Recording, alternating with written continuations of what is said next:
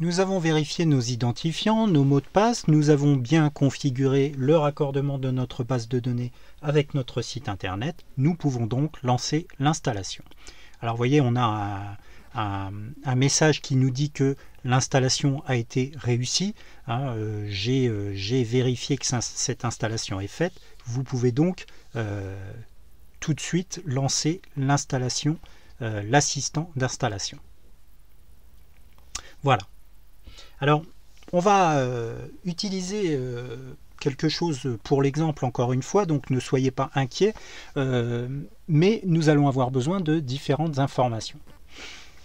Par exemple, le titre de notre site. Donc là, c'est bien ce qui apparaîtra ici pour le titre du site, donc utilisez bien un langage et ne faites pas de faute d'orthographe pour le titre de votre site. Alors on pourra éventuellement le changer dans l'administration ensuite, mais ne vous inquiétez pas avec ça.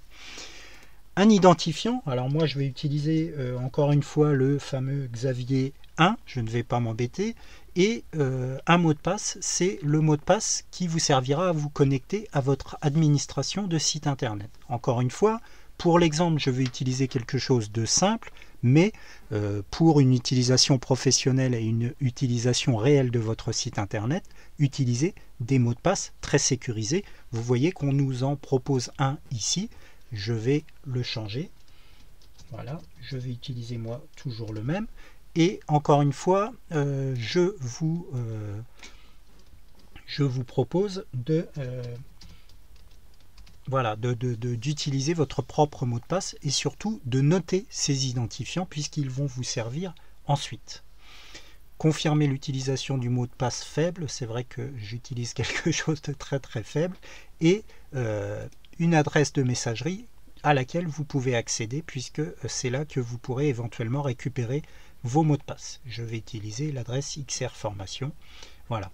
Je vais également demander au moteur de recherche de ne pas indexer ce site, ça fera partie d'une partie de votre formation, mais je vais demander à Google de ne pas référencer mon site internet puisqu'il n'a aucune valeur réelle. Par contre, si c'est un site internet que vous allez utiliser à l'avenir réellement, vous ne cochez pas cette case. Moi je la coche et j'installe. Voilà, je laisse l'installation se faire.